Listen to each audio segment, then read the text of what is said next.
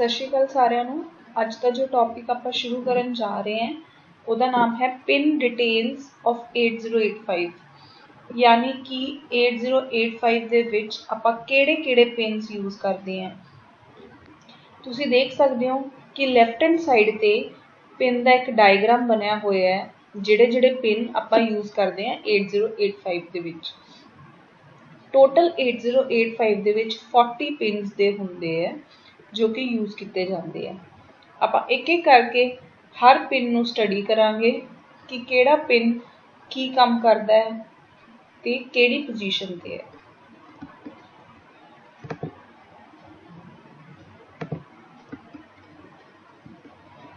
सब तो पहला आप पढ़ते हैं एड्रैस बस।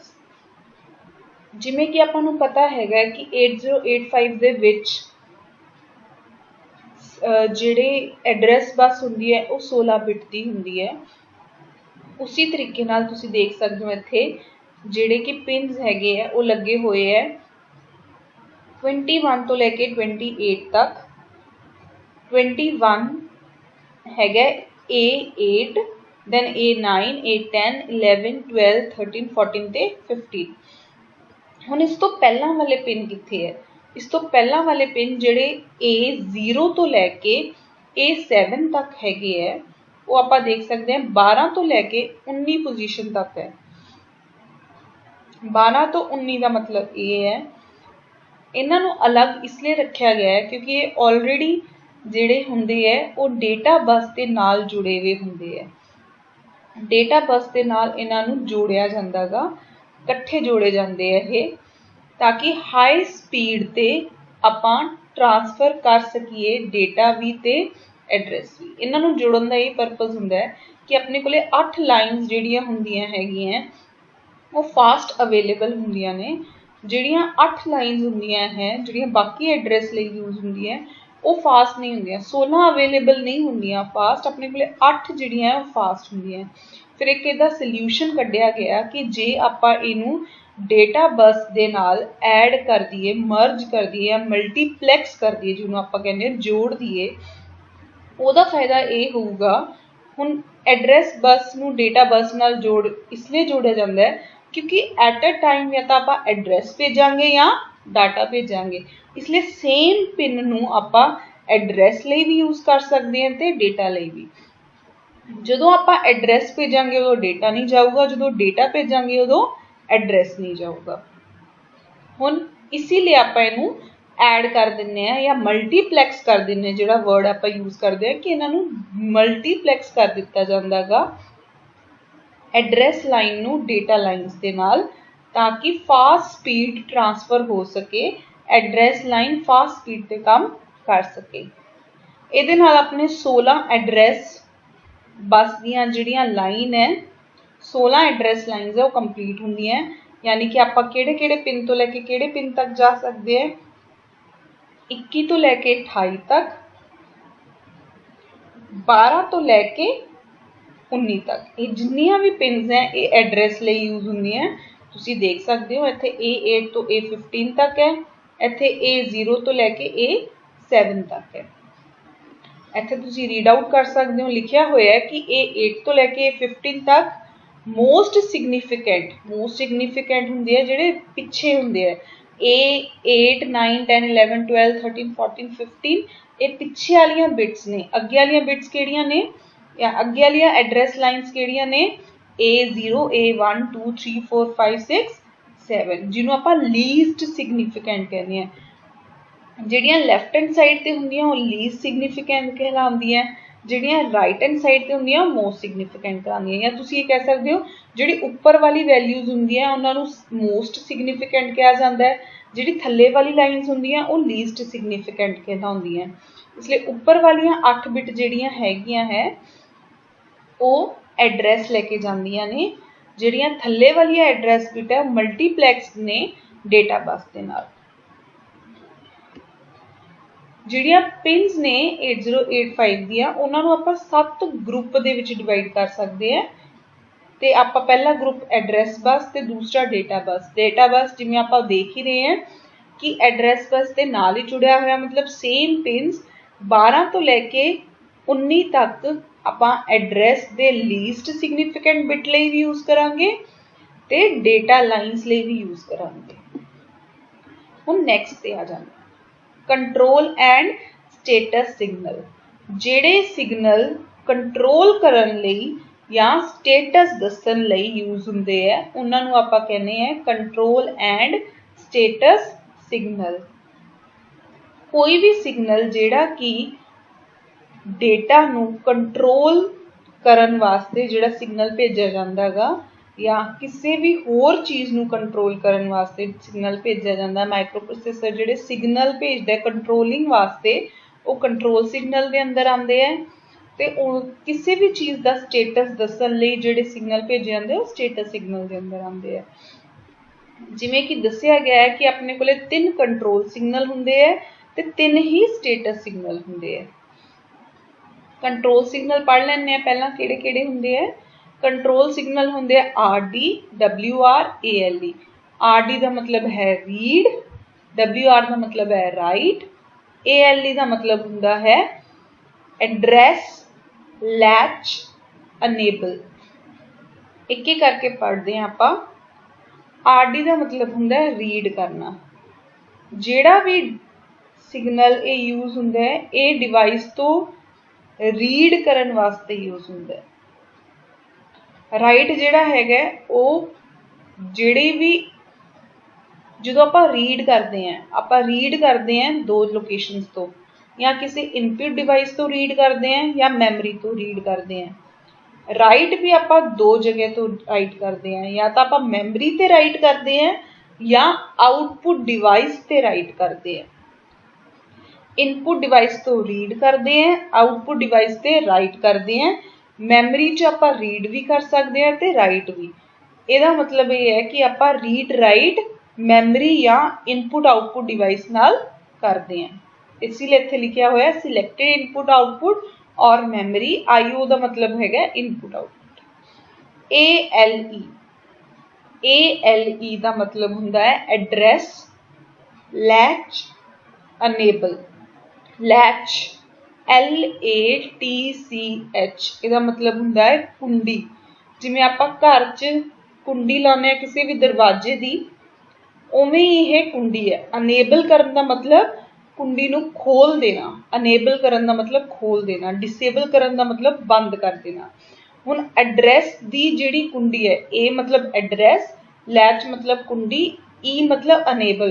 मतलब एड्रैस दी जिहड़ी कुंडी है अनेबल करन दा मतलब उन्होंने खोल दिता गया है। जदों ALE की वैल्यू 1 होगी ਇਹਦਾ मतलब एड्रैस अनेबल है। ਇਹਦਾ मतलब एड्रैस वाली कुंडी खुली हुई है। ਇਹਦਾ मतलब उस टाइम ते जिहड़ा मल्टीप्लैक्स हैगे है एड्रैस ते डेटा लाइन्स ਇਹਦੇ ਵਿੱਚੋਂ ਕਿਹੜੀ चीज़ जाऊगी एड्रैस जाऊगी, डेटा नहीं जाऊगा। ਇਹਦਾ मतलब है एड्रैस ते डेटा नूं चूज करन वास्ते कि किहड़ी चीज़ जाऊगी, एड्रैस जाऊगा कि डेटा जाऊगा, वो दस्सण वास्ते किहड़ा सिग्नल यूज़ करते हैं आपां ALE। ALE जदों हाई हुंदा है, हाई होने का मतलब 1 हुंदा है, 1 होने का मतलब एड्रैस अनेबल है। इसदा मतलब आपां एड्रैस सिग्नल आ रहा हैगा 12 तो लैके 19 पिन तक। जदों ये डिसेबल होगा, जदों ये काम नहीं करूगा मतलब एड्रैस अनेबल नहीं हैगा, ਇਹਦਾ मतलब ऑटोमैटिकली ਕਿਹੜਾ सिग्नल आ रहा हैगा, डेटा सिग्नल आ रहा है 12 तो लैके 19 तक। हुण इत्थे लिखिया गया है कि जिहड़े भी 0 या 1 हुंदे उन्होंने आपां डिफरेंशिएट किवें करते हैं, क्योंकि इलैक्ट्रॉनिक डिवाइस है। माइक्रो प्रोसेसर एक इलैक्ट्रॉनिक डिवाइस है, कंप्यूटर एक इलैक्ट्रॉनिक डिवाइस है।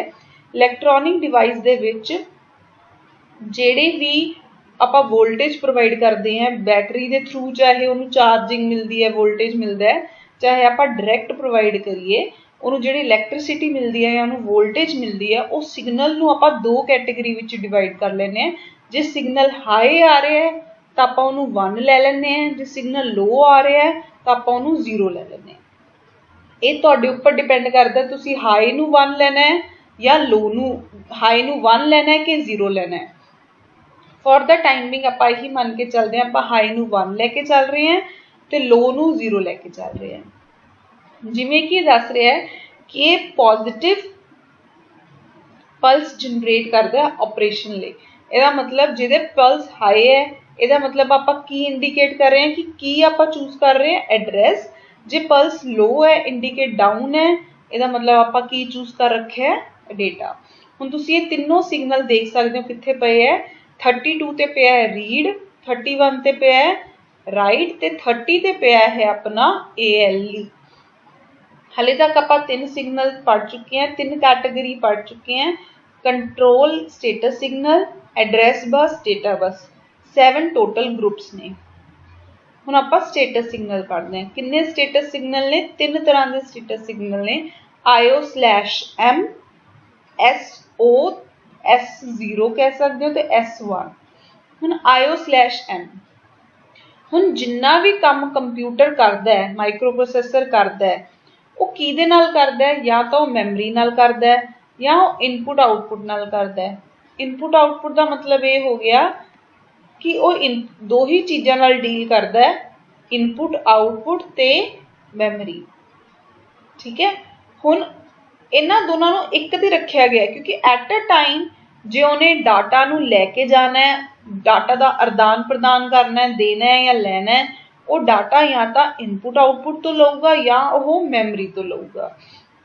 ਹੁਣ ਉਹ ਮੈਮਰੀ ਤੋਂ ਲੈ ਰਿਹਾ ਜਾਂ ਇਨਪੁਟ ਆਊਟ ਤੋਂ ਲੈ ਰਿਹਾ, ਇਹ ਚੀਜ਼ ਆਪਾਂ ਨੂੰ ਕਿਵੇਂ ਡਿਫਰੈਂਸ਼ੀਏਟ ਹੋਊਗੀ? ਆਪਾਂ ਇਹਦੇ ਪਿੰਨ ਵੇਸਟ ਨਾ ਕਰਦੇ ਹੋਏ ਆਪਾਂ ਇੱਕ ਹੀ ਪਿੰਨ ਤੇ ਇਹਨੂੰ ਇਕੱਠੇ ਕਰਤਾ। ਇਕੱਠੇ ਕਿਉਂ ਕਰਤਾ? ਆਪਾਂ ਉਹਨਾਂ ਚੀਜ਼ਾਂ ਨੂੰ ਹੀ ਇਕੱਠੇ ਕਰ ਸਕਦੇ ਹਾਂ ਜਿਨ੍ਹਾਂ ਨੂੰ ਆਪਾਂ ਇੱਕ ਸਾਥ ਵਰਤੋਂ ਨਹੀਂ ਕਰਾਂਗੇ।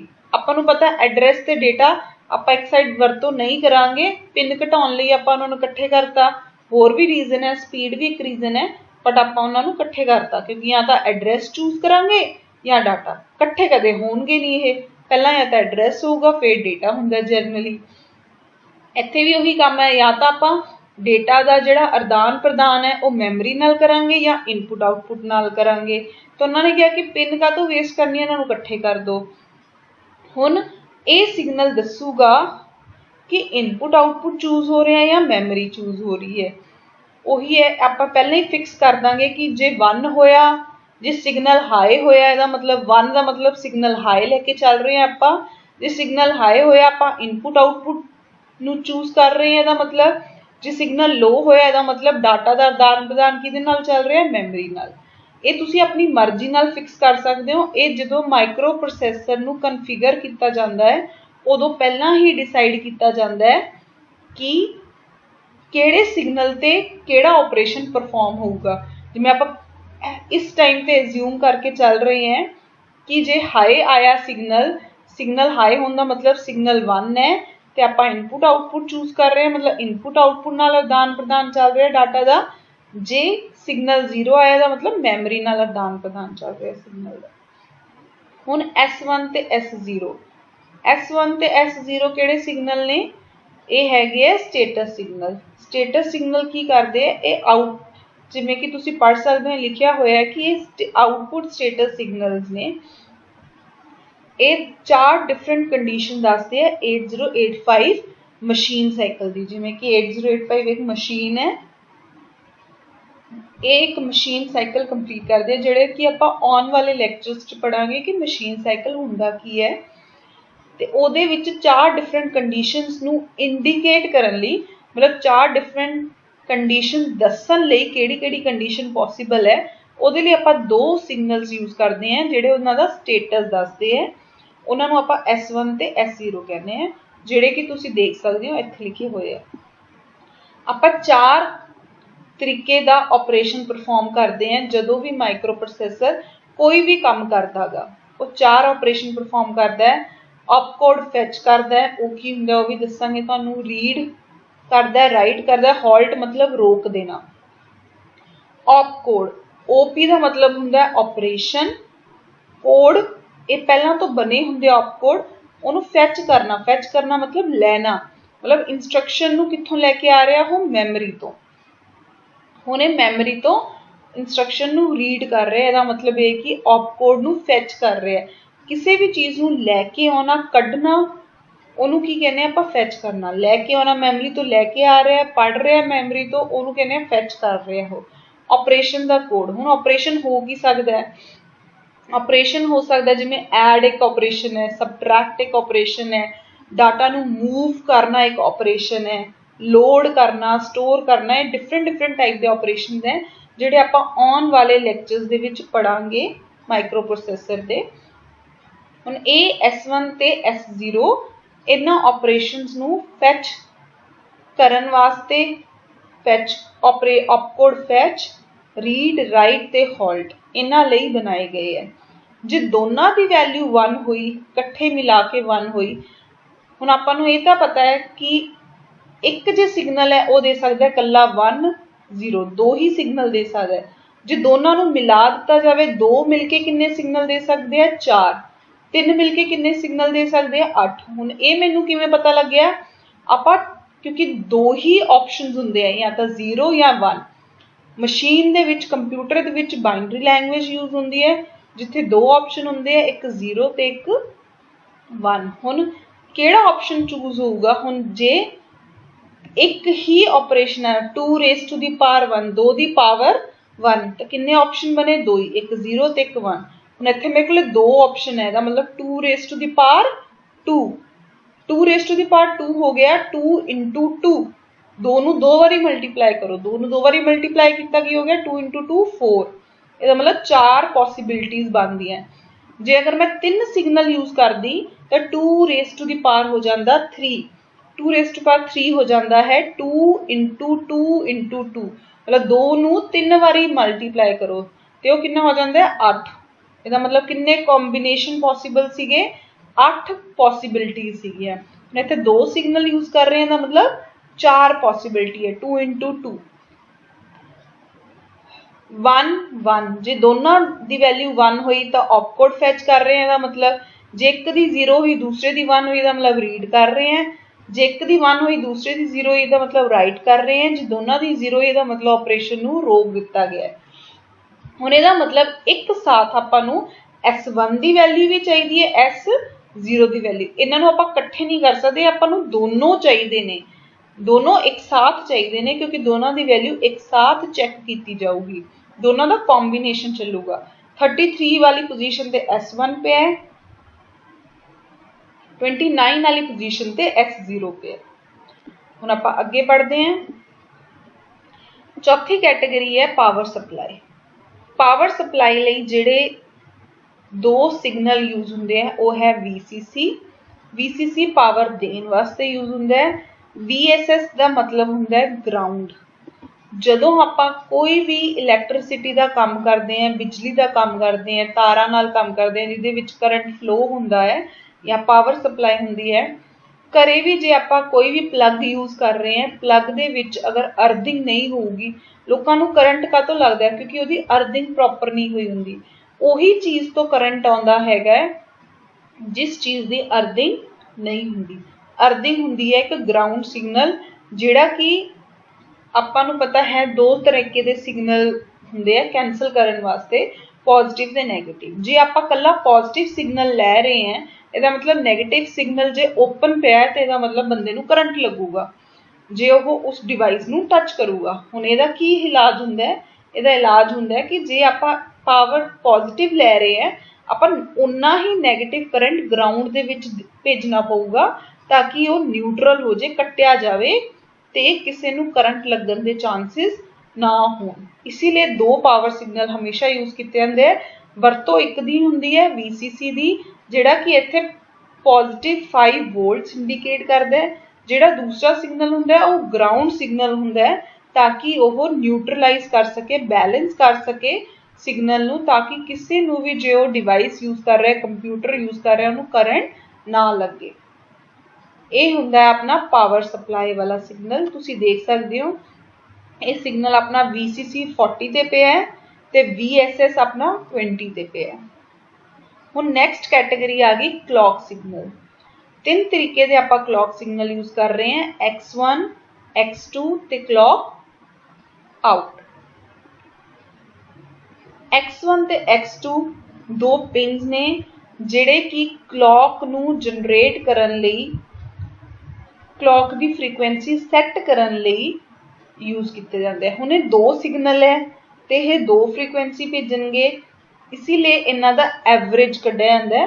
आपां इहनूं डिवाइड बाय 2 कर लैंदे हैं। जिहड़ा ए भेज रहा है फ्रीकुएंसी, जिहड़ी फ्रीकुएंसी इहदे कोलों आ रही है, आपां दोनां दी फ्रीकुएंसी नूं ऐड करके डिवाइड कर लैंदे हैं, आपां नूं एवरेज मिल जांदा है। वो फ्रीकुएंसी आपां मानते हैं कि एक्चुअल फ्रीकुएंसी है। क्लॉक आउट सिग्नल की हुंदा है?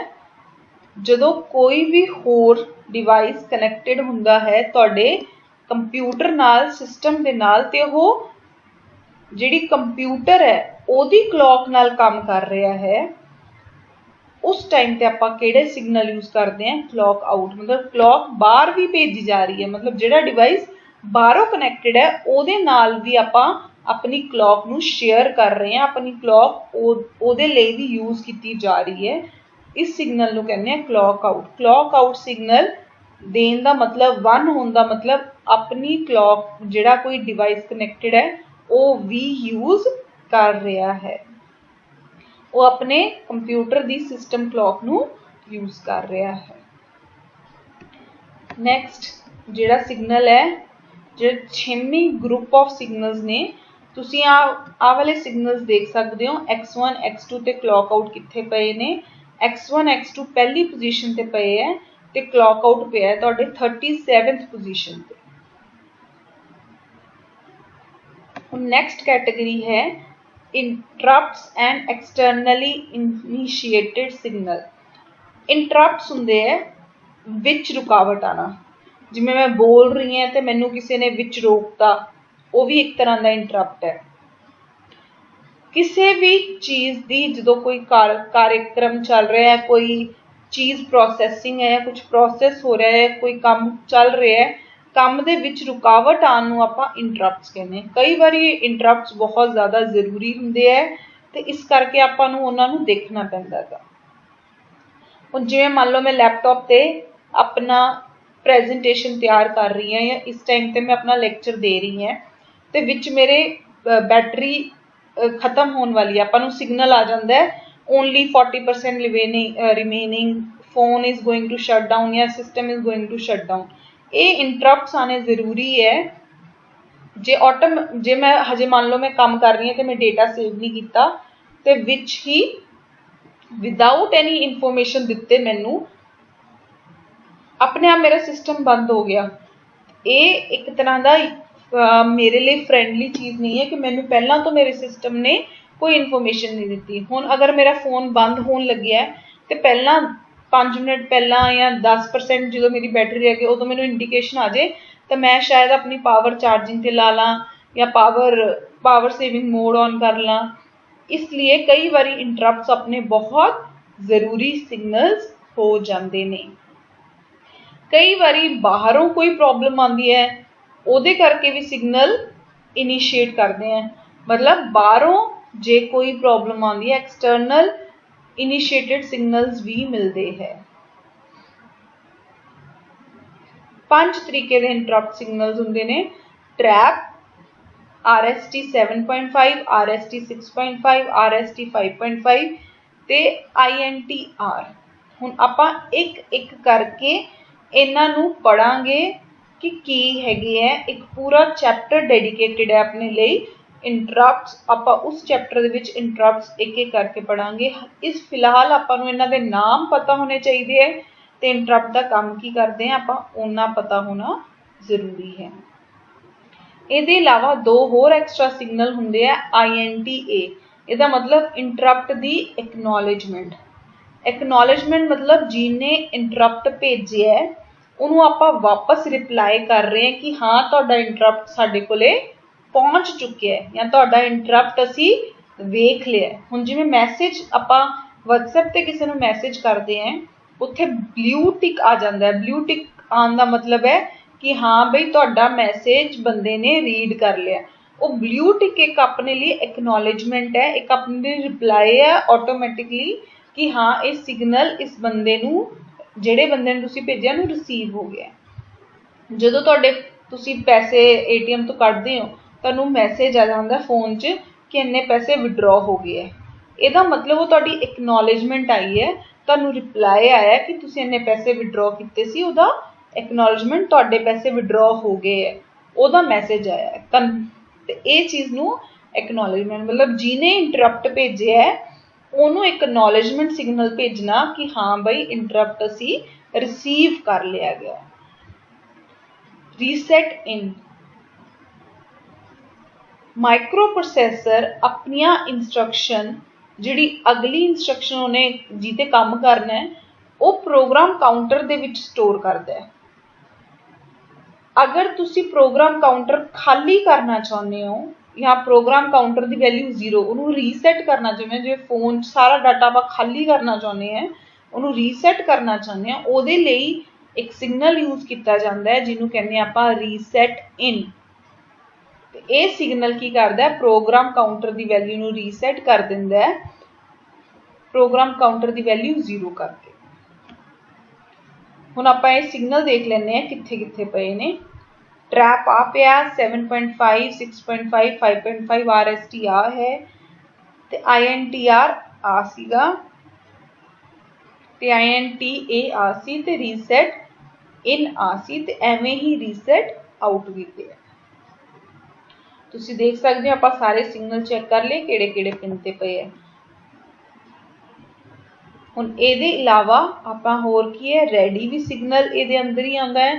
एक्सटर्नली इनिशिएटेड सिग्नल ने इंटरप्ट 5 ही ने, ਉਹਦੇ इलावा ये सारे एक्सटर्नली इनिशिएटेड सिग्नल ने। रेडी इंडिकेट करता है कि जेड़े डिवाइस नाल भी तुसी डाटा एक्सचेंज करना शुरू करना, जिवें पेन ड्राइव लाया तो पेन ड्राइव रेडी हो गया कि नहीं। कई बार आप ये देखते हैं कि जे आप पेन ड्राइव या फोन लाने हैं तो आ जाता है डिवाइस लोडिंग, डिवाइस सक्सैसफुली लोडिड और एक्टिव।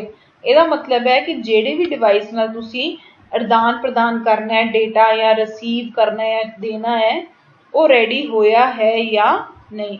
जे सिग्नल लो है इसका मतलब वो रेडी नहीं है, जे सिग्नल हाई है इसका मतलब वो रेडी है। तुसी CPU नाल डेटा या माइक्रो प्रोसैसर नाल डेटा इंटरचेंज या एक्सचेंज या एक दूजे नूं डेटा भेज सकते हो। होल्ड का मतलब सिंपल है, होल्ड का मतलब ये होंदा कि जे मैं करंटली एड्रैस बस नूं यूज करन दी कोशिश कर रही हैं, डेटा बस नूं यूज करन दी कोशिश कर रही हैं, पर मेरे तो हायर प्रायोरिटी वाला मतलब जेड़ा मेरे तो ऊपर वाली प्रायोरिटी है, जेड़ा मेरे तो ज़्यादा इंपॉर्टेंट काम है, अगर ओने डिमांड कर ली कि मैंने एड्रैस बस ते डेटा बस चाहिए तो मेरा काम होल्ड ते पा दिता जाऊगा, ओनू पहला एड्रैस बस डेटा बस दी जाऊगी क्योंकि वह काम ज़्यादा इंपॉर्टेंट है मेरे नालों। तो मैनू किहड़ा सिग्नल मिलूगा, मैनू होल्ड सिग्नल मिलूगा ताकि मैनू पता लग जाए कि तुसी होल्ड करो क्योंकि मेरे तो ऊपर जिहड़ा है उन्हें यूज करना है एड्रैस बस ते डेटा बस का। होल्ड एक्नॉलेजमेंट, होल्ड एक्नॉलेजमेंट जदों भी किसी भी डेटा नू होल्ड करन दी रिक्वेस्ट CPU कोले आंदी है तो अगले साइकिल दे विच उस नू होल्ड एक्नॉलेजमेंट दी रिक्वेस्ट भेजदा है कि हाँ बई मैनू तुहाडी होल्ड सिग्नल वाली रिक्वेस्ट मिल चुकी है। एक्नॉलेजमेंट हमेशा इसीलिए भेजी जाती है सामने वाले बंदे नू कि जेड़ा भी तुसी सिग्नल मैनू भेजिया सी वो मिल गया है, इसीलिए आपां होल्ड एक्नॉलेज भेजते हैं।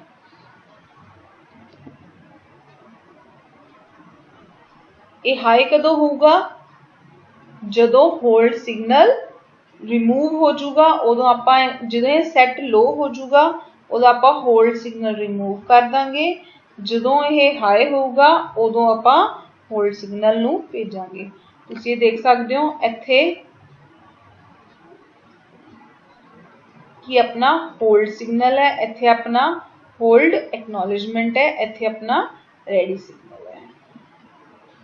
लास्ट कैटेगरी ऑफ पिन्स जिहड़ियां हैगियां हैं वो हैगियां सीरियल इनपुट आउटपुट पिन्स।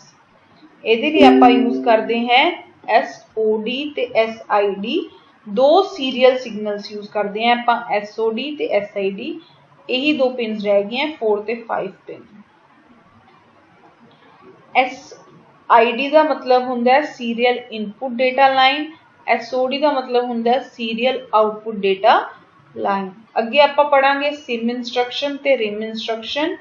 ਇਹ ਉਹਨਾਂ ਦੇ ਵਿੱਚ ਯੂਜ਼ ਕੀਤੇ ਜਾਂਦੇ ਹੈ। ਸਿਮ ਇੰਸਟਰਕਸ਼ਨ ਤੇ ਰਿਮ ਇੰਸਟਰਕਸ਼ਨ ਦੇ ਵਿੱਚ SOD ਤੇ SID ਦੋਨੋਂ ਹੀ ਜਿਹੜੀਆਂ ਹੈਗੀਆਂ ਇਨਪੁਟ ਆਊਟਪੁੱਟ ਨਾਲ ਡਿਵਾਈਸ ਨਾਲ ਯੂਜ਼ ਕੀਤੀਆਂ ਜਾਂਦੀਆਂ, ਇਸ ਲਈ ਇੱਕ ਇਨਪੁਟ ਵਾਸਤੇ ਬਣਾਇਆ ਗਿਆ, ਇੱਕ ਆਊਟਪੁੱਟ ਵਾਸਤੇ। ਤੇ ਦੋਨੋਂ ਦੇ ਦੋਨੋਂ ਡਾਟਾ ਕਿਹੜੇ ਫਾਰਮ 'ਚ ਭੇਜਣ ਵਾਸਤੇ ਯੂਜ਼ ਕੀਤੇ ਜਾਂਦੇ ਆ ਸਿਗਨਲਸ ਲਈ?